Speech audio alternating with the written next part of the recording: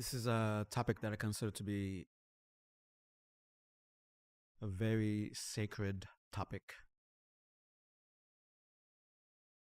that I hate to talk about. And the reason that I hate to talk about it, because when you usually go to gatherings, when people talk about this, everybody comes out feeling nice, but you're not moved to do anything.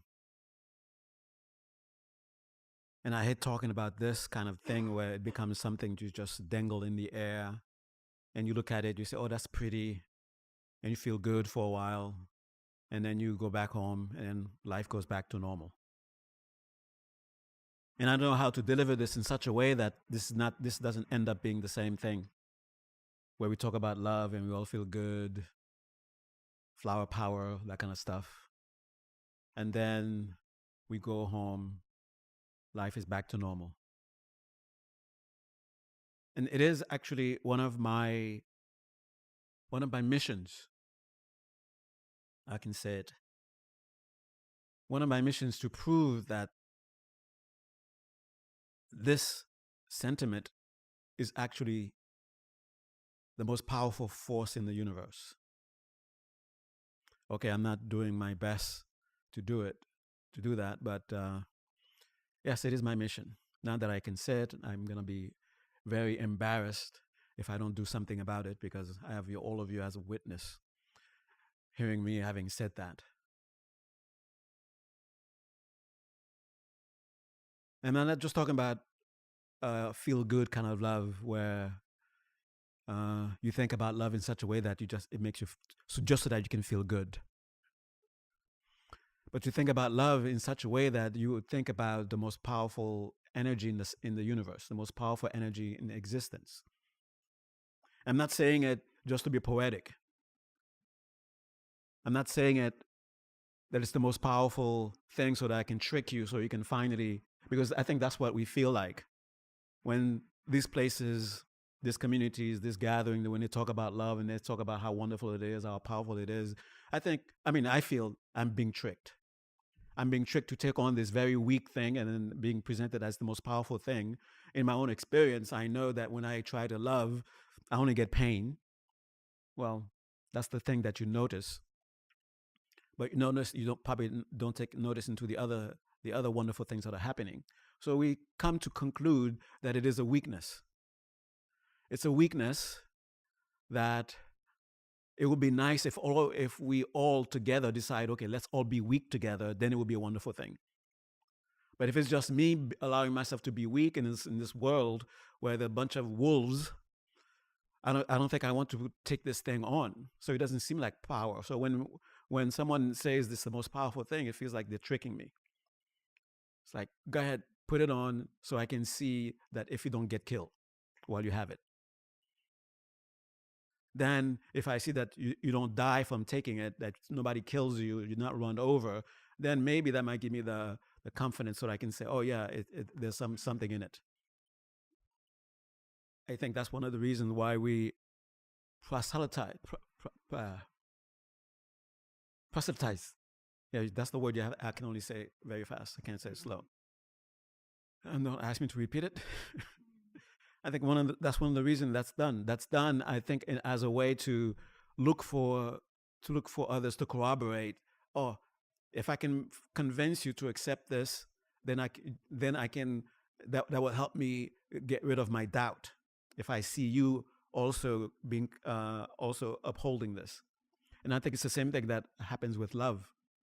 And you hear there are different kinds of love for material things, love for people, love for close ones, love for friends. The way I think it's ancient Greek civilization, they had different words for different kinds of love. Well, we have this like agape and those other kinds of things. Love is just love. And that's the reason that we use that one word, because there is a feeling that we feel that is common to when we say, I love this. I love this this brand new sparkling water we just discovered. And when I say, there's something similar to saying that, to say, I love my mother. There's something similar in those two things. Okay, they're not the same thing, but there's something similar that makes me say, I love this brand new sparkling water, and I say, I love my mother. So I'm not so much into dissecting love into saying, oh, there's this kind of love, there's that kind of love. There's just love. And when we think we have love, and there are barriers, there are restrictions, and it's not love yet. You got something else. Don't you dare call it love. Not in my presence. It's too sacred for you to call that love. If it's love, from the very beginning, it will always remain love, no matter what happens. If it changes, it was never love in the first place.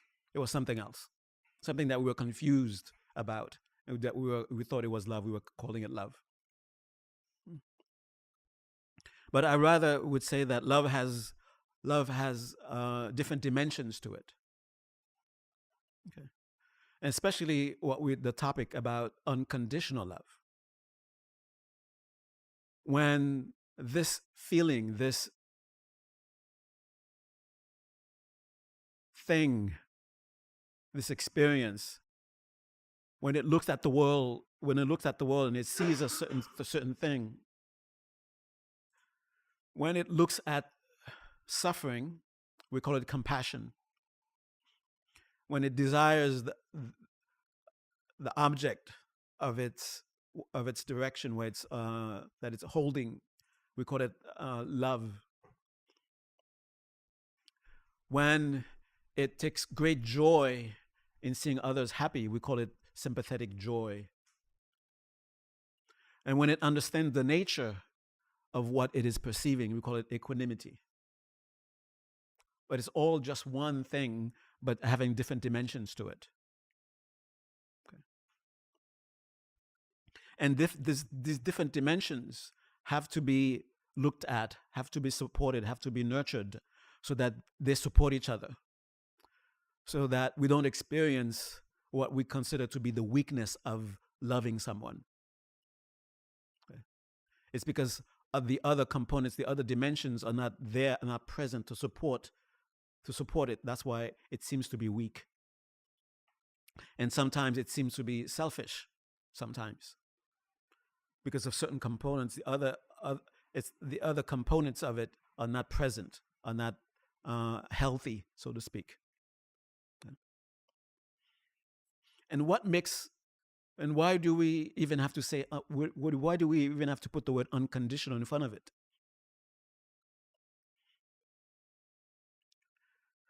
So when you take away the unconditional love, and it becomes conditional love, in my worldview, that you're not talking about love anymore. You're talking about something else. Conditional love is not love. You can borrow the word love if you want, but don't you dare call it love. Love is unconditional in its nature. That's it, point blank. And why do we find that unconditional love is something beautiful to aspire to, and yet we are afraid of it? Why do we need courage to love? Believe it or not, it is because of, I might call, the misunderstanding of those different components of love. Sometimes through compassion being taken as a separate entity, a separate phenomena all by itself, disconnected from the other perspectives, and it becomes unbearable. And because of it doesn't have the other components to help compassion deal with seeing the reality of suffering, then suffering creates fear. And when joy becomes imbalance, then it becomes frivolous. And when wanting another to be happy becomes imbalance, not having equanimity to balance it, then that's when we allow ourselves to become doormats. And then we become afraid of love. Since we've had this functional relationship with this divine spark within us, every once in a while it calls us. Every once in a while it asks us to allow it to manifest through us. And because of the misunderstanding, because of the imbalance, we misunderstand what's taking place. And we develop a sense of hesitation, a sense of fear. And now we have to use such word as, now we need courage to love. And the reason that we need courage to love is because, you know why we need courage to love? What needs courage to love? It's ego. Ego needs courage to love. So when you feel the need to have courage to love, that means our ego is present. And what is ego here? And not to go into confusing philosophical terms, it's basically misunderstanding, looking at a story and thinking of it as a self. Looking at history, looking at the past, and thinking that you have discovered something substantial. And I don't want to use the word false self because immediately the mind thinks, oh, false self, there must be a real self. And when you think there's a real self, not understanding what the false self is, now we take where we might end up having understanding of real self, we just apply false self to it. If you understand, if you get my drift. So all these things have to, and there's also this understanding of reality, this common sense understanding that must be present also. And as babies, because we tried it out, we didn't fully understand it, we became afraid, and now we keeping distance, but we still have this attraction for it because of this. Something within us is nagging us, something is telling us that there's something wonderful in that, we have to go get it. But we don't fully understand it, so we stay away from it.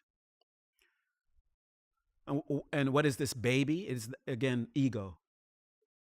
Somehow we believe our idea of who we are is truly who we are.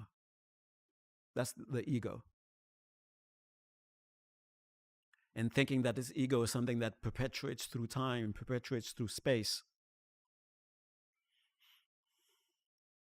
And is dictating whether or not we should take on this. And do you know why ego is afraid of unconditional love? Ego is afraid of unconditional love because the very experience of unconditional love means ego must be obliterated. Of course, ego is going to be afraid of love. Of course, ego is going to tell you, it's going to trick you, making you think that, if you want to do that, you have to be very courageous. It's ego being afraid. If you go into that, you're gonna have to kill me, and I don't want to die. I don't want to be destroyed. So it's ego's needing courage, not that courage is needed necessarily for that to happen. So since ego is present anyway, so we have to trick ego. We have to go at it in stages. Yes, there are levels of ego that we're not even aware of. Very, very, very tricky. Sometimes ego might come in and say, oh, let me guide you on how to develop unconditional love. Ego can't help you. Because for unconditional love to be present, to be experienced, ego has to go away. Not just take a vacation and come back. Ego has to be destroyed. And even just what I've just said is a lie. Ego cannot be destroyed. Do you know why ego cannot be destroyed? Ego doesn't exist in the first place. Now, I don't want this to be the last time I did something close to this. I lost it. I just remembered. I lost it, and it became I was just recalling the experience of. But this time, I don't want you just to have a feeling where you say, "Oh man, that was powerful, man,"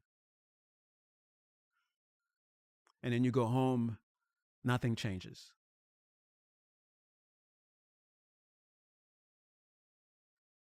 This is not going to be the delivery of my delivery of the topic of love that's going to make everyone here go home and then go and truly start changing the world, changing your life. But I would like this to be the spark of it. So, ego is already there. We have to deal with it. And the way to deal with it, the same way somebody's growing up, they're a baby, you can't just treat them like an adult. You have to understand that they're a baby. And there are certain lessons for that baby to learn, for that being to learn, has to be presented in a way a baby can understand it. And don't let, you know what I'm going to say, and I can feel you're going to be doing that stuff with me, okay? I don't want your false spirituality, I don't want your false spirituality to come here and say, oh, I don't need that. Ego is present. Ego is a baby. It has to be treated as such so we can grow, so we can overcome it, so we can transcend it. The reason that we don't find ourselves 24 hours a day seeking to have this unconditional love is because we're not convinced of its power. We're not convinced of its worth. We're not convinced of its value. That's it. That's the bottom line. This little feeling that you have, it's mere poetic. It's nice if someone else has it, really. And that's what we are saying. Unconditional love is a beautiful thing. When I hear about it, the Buddha had it, Jesus had it, whoever had it. It was beautiful to think about. But deep inside, we think it is a weakness. Admit it. Okay? And it is a conviction that we have. And the only way for us to overcome this is to overcome this conviction that it is not worth it. And how do you overcome this conviction that it is not worth it? Overcome it with a different conviction that it is worth it. Is it really worth it? Is it really worth it to live, to abide with unconditional love as a way of relating with all life? Not just the people who are nice to you, not just the people who can benefit you, even the people who are coming at you to destroy you. That's what unconditional means. Without condition, I'm going to love. Not only when you're benefiting me, even when you are not benefiting me, even when you're intentionally trying to harm me. If I have unconditional love, I'm going to love you. Are you ready to do that? Do you see that as a possibility? Do you see that as something worth having? That's the baby step. I'm calling it the baby step because that's what it is. And then the forced spirituality of thinking, I don't need to consider the benefits of it. I already know what it is. No, you don't know what it is. You're not convinced yet. We're not convinced yet. I'm not convinced yet. Here I am talking about it's my mission to prove the power of love. What am I waiting for? What am I waiting for to start? I'm not convinced yet. I've been hurt before when I try to love, when I have compassion. I cannot deny these experiences. How do I reconcile these experiences within having unconditional love? Because the world's not going to suddenly stop being what it is because now I have unconditional love. They're going to leave me alone. The world is going to continue to be the way it is.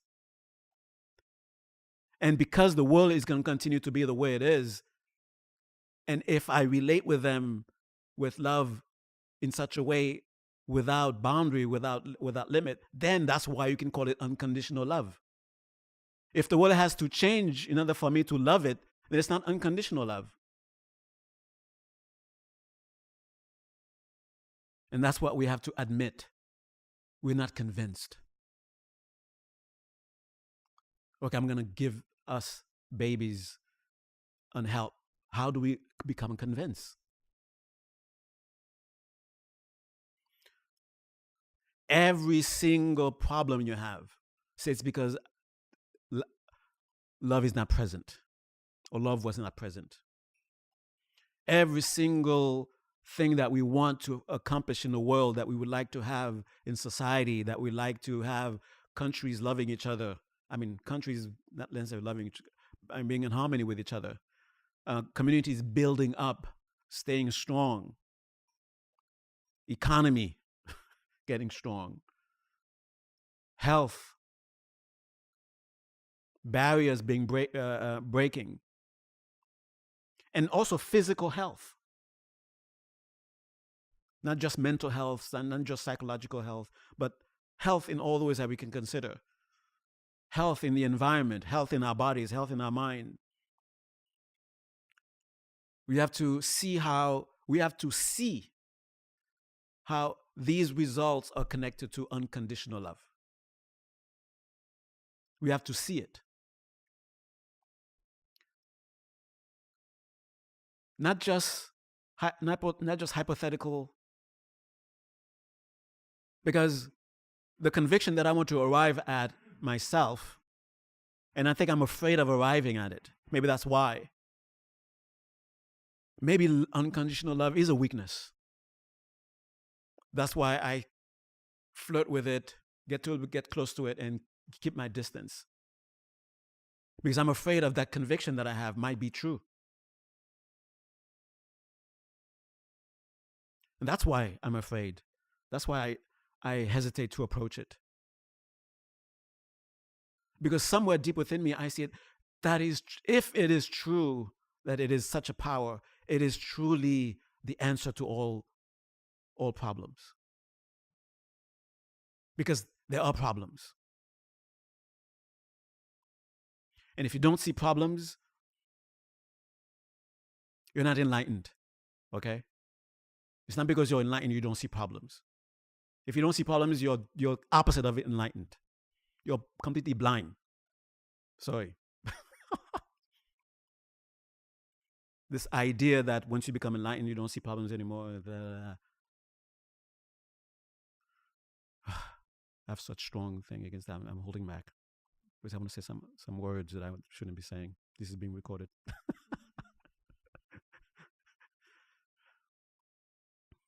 If the Buddha could say samsara is a cesspool, I'm giving myself permission to say it. If once you become enlightened, you can't see problems anymore, that's bullshit, okay?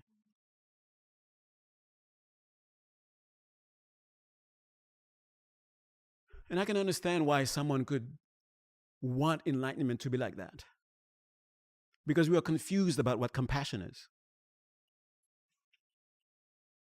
And we are confused about the dynamic of how these things help and support each other. Compassion helps us see reality for what it is. Joy anchors compassion, so compassion doesn't become too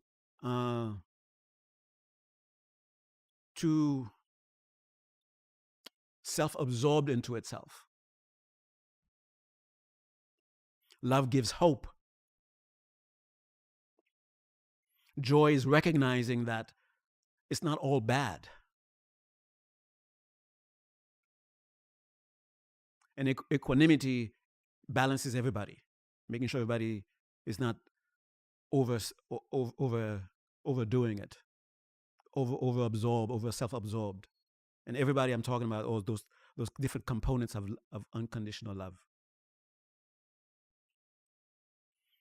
So once we become convinced about unconditional love is something to aspire to, it's actually, and it's not like what you call that, snake oil salesman? Do you know that expression? You should know that expression. Snake oil salesman. Is that too ancient of a term for some people? Google it.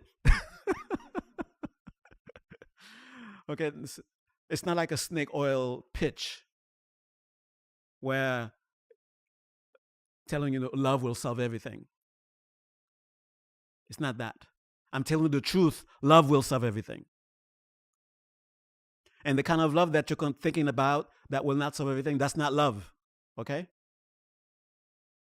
Because love is balanced. Comes with all the components to keep itself healthy. All the components must be attended to. When compassion is becoming overwhelming, you need to go to joy. Look at the same way you're looking at suffering, and it is suffering, and you're having compassion and a wish, a wanting to do something about it, moved by it. That same direct seeing needs to directly see, there is joy also. There's happiness. There are beings engaged in beautiful things. The beings doing wonderful things. And that will help balance compassion. So we're taking the baby step. We pass. Now we are toddlers. We are convinced about it. Now we're starting to actually cultivate it. And in cultivating it, and I have to go back to the topic that we talked about last time, trust, and I have to talk about it in a twist. For those of you who were there last time, I'm good that you're here now.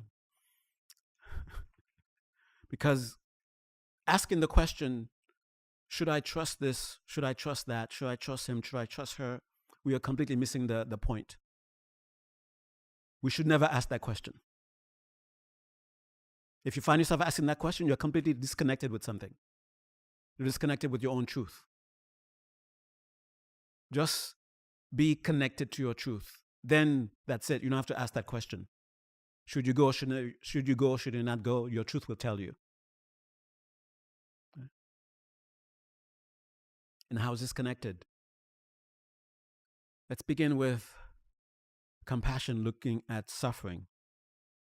But not just the suffering of another, but one's own suffering, one's own pain. What is our pain telling us? Our pain is telling us a truth. And the truth is, what it's telling us, believe it or not, is that you are a powerful being. Your pain is telling you you're a powerful being. Joy should tell you that, but it's not as powerful as pain. Because joy you want. Pain you don't want, and yet you're experiencing it. Now, how powerful are you to be able to do that? That's the most powerful thing, I think, in the universe. Well, the principle, I mean. The fact that we experience pain. Because here you are having an experience. At the same time you're having it, there's a wanting not to experience it, and yet you're experiencing it. Isn't that powerful? So that tells you, once you set something in motion,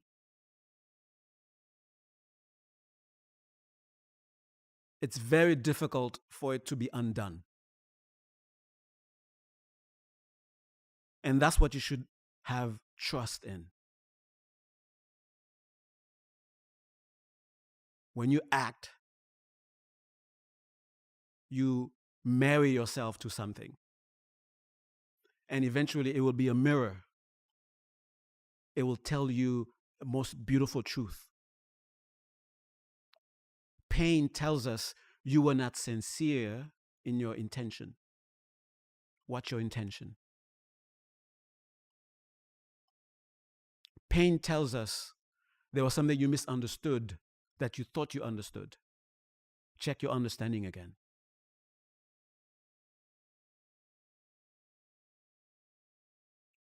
Since you acted,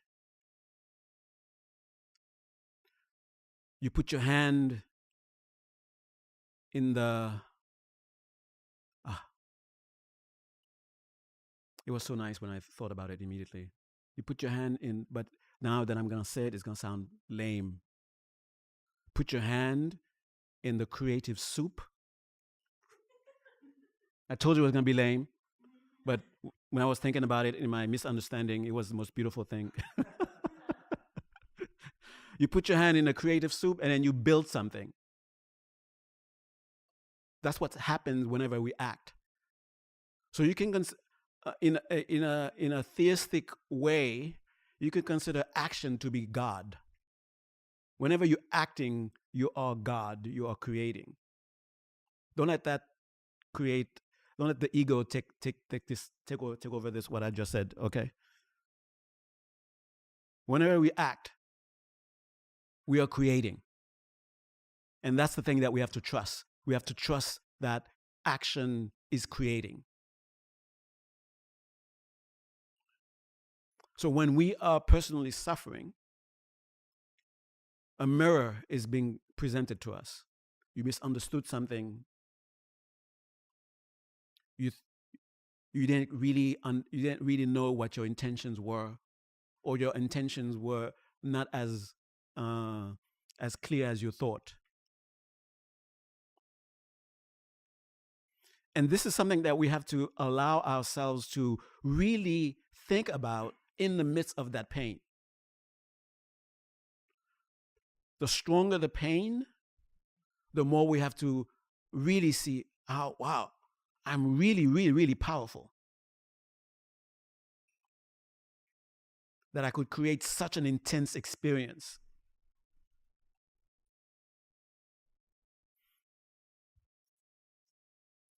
And when we see others going through pain, and I'm not going to go into that personal responsibility stuff in terms of someone causes another one pain. I'm not going into that. Okay, so don't ask any question about that.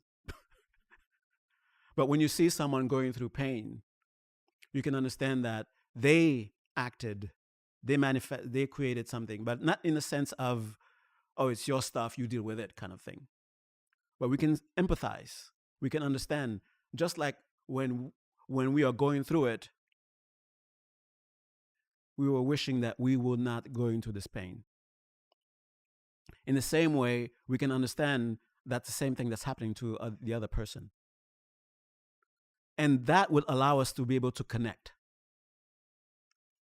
Okay. And that connection is breaking something. It's breaking the barrier that ego sets up. Because ego wants us to have the sense of being, to be living in our own universe. And sorry, there's no such thing as our own universe.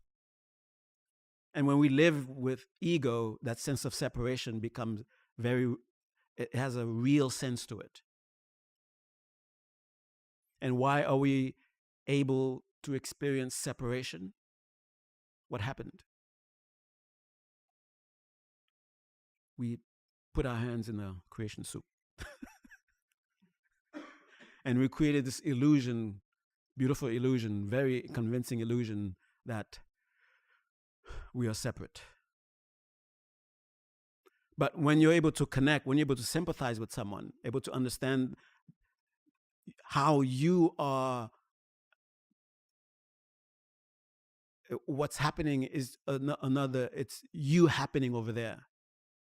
We break that barrier, we break the illusion, not completely, but we break some part of it that give us a sense to be able to connect. And that's why compassion comes up.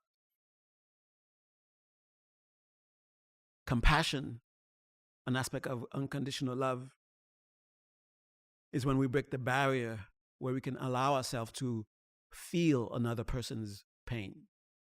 And the only way we can feel another person's pain is because there is no separation. If there was complete separation, we would not be able to experience it. So don't become overwhelmed when you have this direct knowledge of someone else's pain. It's the most beautiful thing. It's the most beautiful experience to be able to have that. A barrier is broken. An illusion is shattered. Now you're connecting with someone. You're having direct experience of connection is real. So the sense of ego is damaged a little bit. The sense of absolute separation is damaged.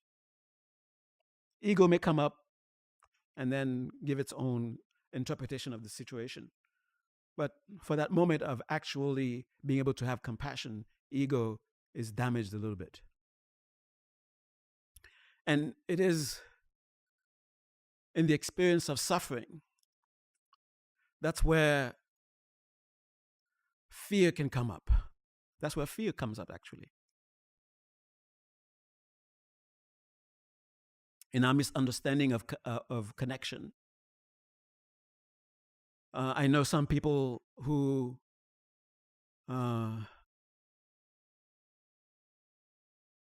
having experienced compassion to the point where they feel the pain of the other person in them, and not knowing what to do with this experience, they shut down. This beautiful gift, they see it as a curse, and they build a wall so that they don't have this experience again. And I can understand why, because compassion wants the suffering to go away, and in your experience at that moment, you don't see your resources where you can make that suffering go away. So it's natural, as a result of that condition, to build a wall.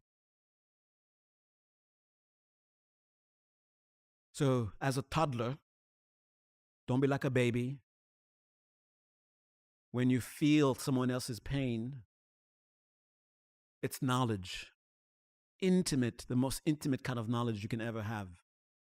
It is sacred to be able to have this. Look within you for resources. And in the very search for resources, in the very aspiration for resources, that is the path of actually finding them. Don't worry about not being able to have them immediately at your disposal.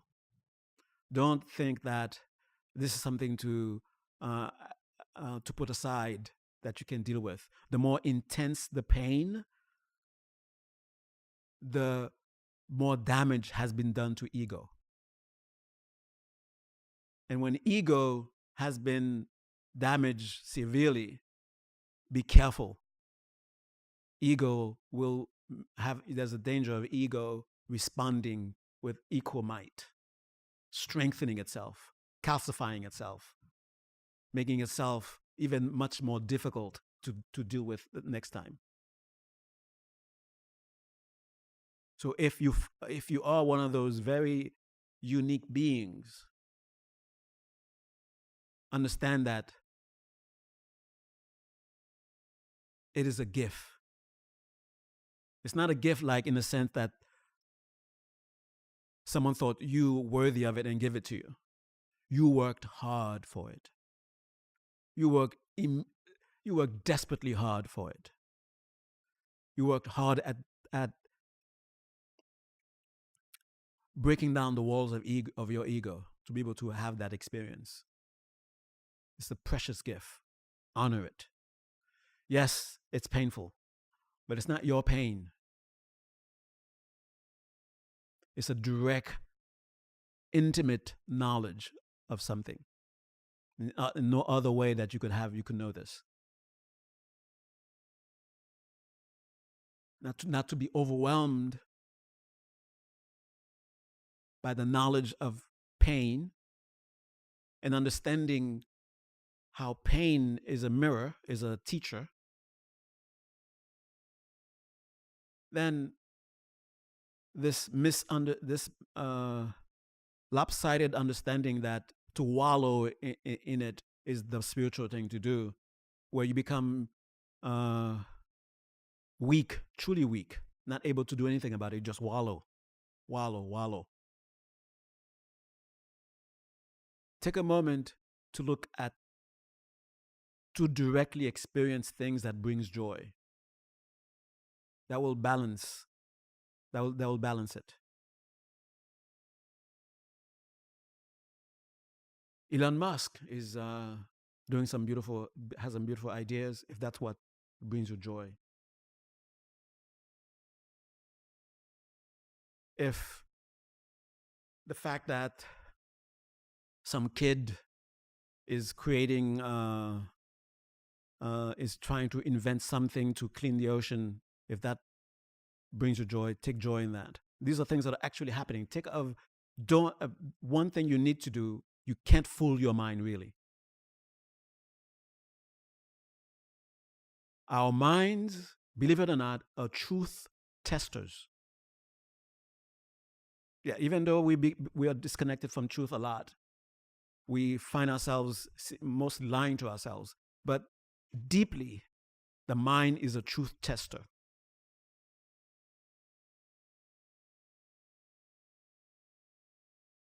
So when you think of these examples of joy and you're not convinced that there are examples of joy, if you just think about things that are abstract, the truth tester will know. And and there will not be a true joy to counter, to balance the overwhelming experience of that compassion is bringing into your life. So really, sincerely take joy. And for those of us who are raised to be to feel guilty when we feel joy, think of it as this kind of joy is the joy that actually will help you become a better servant of others.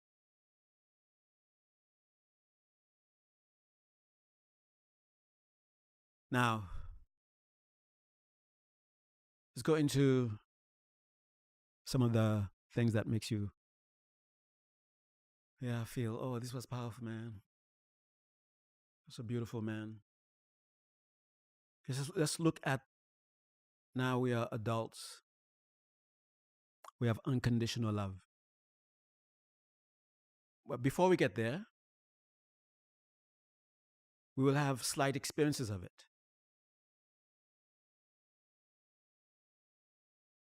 The thing is to become so familiar with it that consider that is the only way to relate with life. That is the only way to relate with living beings, with nature.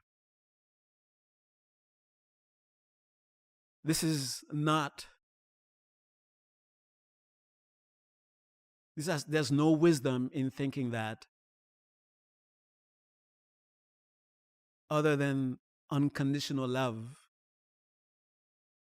there are more appropriate ways of relating. You have to come to the conviction that the only way to relate is through unconditional love. The only way to relate. That way, when you are loving spontaneously, loving boundlessly, when you encounter someone who's a tyrant, when you encounter someone who has harmful intentions, what do? Do you withhold your love? Say, oh, this person is not worth it. What? Not worth it? That's not wisdom. Sorry to say. And I think, for the most part, we think that's wisdom, and that's why we act upon. We have found the person whom it is right to hold back love. No, you have found the person who's most desperately needed. The only, and this has to be a conviction that you have about everyone you encounter. When someone is being destructive to themselves, to society, it's because they're disconnected. They're disconnected from what? They're disconnected from love. the seed of goodness that they had when they were young was severely damaged.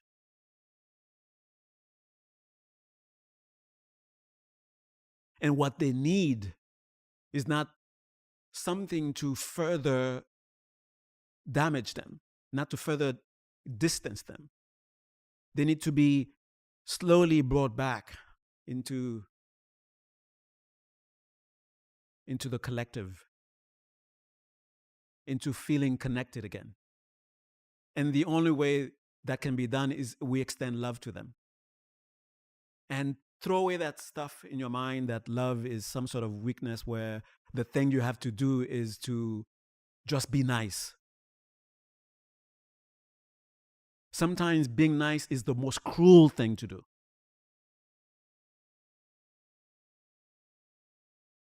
Love benefits. It doesn't just bring nice, pleasant experiences. Sometimes, when you're truly connected with love, you will have the wisdom of knowing what is skillful to be done at that moment, and that's what you will trust to do. When we are connected, we allow love its limitlessness.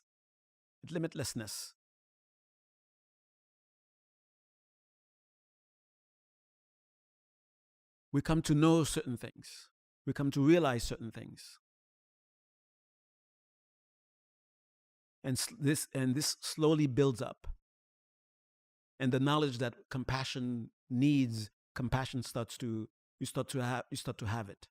The compassion that loves need, the knowledge that compassion needs, the knowledge that loves need, the knowledge that about what's the appropriate action to be taken. Eventually, you will start to know them, because the barrier is breaking. And when we connect with that person who's very difficult,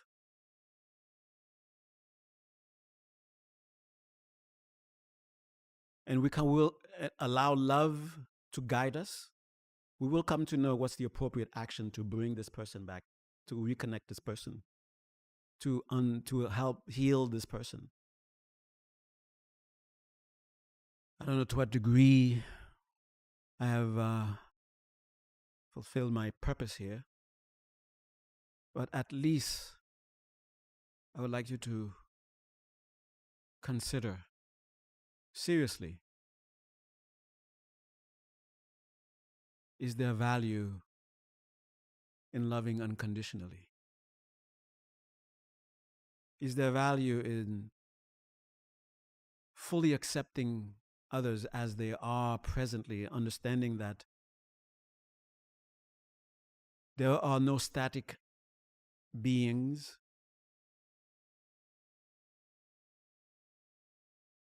allowing love to reach a level of freedom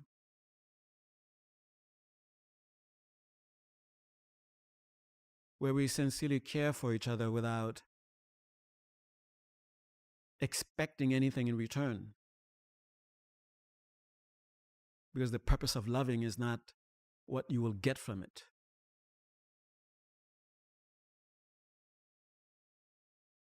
but it's in loving itself.